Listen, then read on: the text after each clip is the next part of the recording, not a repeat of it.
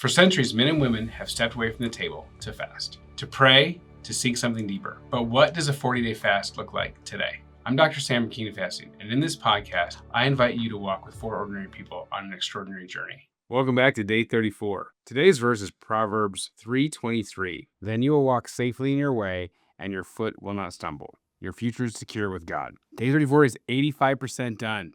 Big deal. So on day 34, Chelsea had started her cycle, and she'd been feeling a little bloated, and the need to eat was fierce, which isn't too surprising. She had this roaring feeling to eat, to be snacky, but, God's armor on her body roared back, and she said she was just fine. So I think that's really compelling, goes with our verse. Brianne, she had just ended her cycle and woke up with no headache, and she's like, thank you, God, my cycle's over. And she was feeling very encouraged by this verse, the Proverbs 3:23. So that's why I wanted to put it in there. So what I want to talk about for research-wise, since they're both talking about their cycle, is yes, you can have your cycle while you're having a longer fast. A lot of research is around polycystic ovarian syndrome and how fasting can help with that. There hasn't been a whole lot of research until recently about fasting and the menstrual cycle. So there's a research that came out in 2025, and the analysis was on intermittent fasting on female reproductive hormones and the menstrual cycle.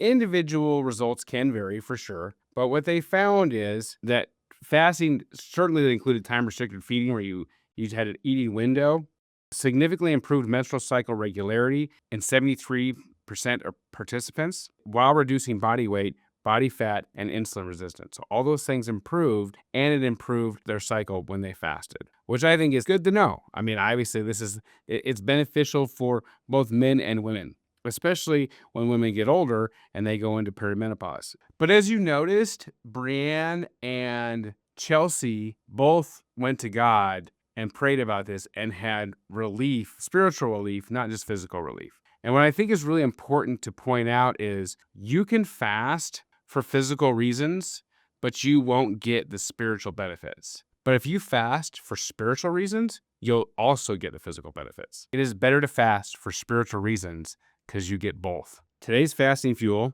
is a lime spindrift with salt on the rim. That is a fasting margarita, and it is amazing. And it was really good on day 34. And I'll see you tomorrow on day 35.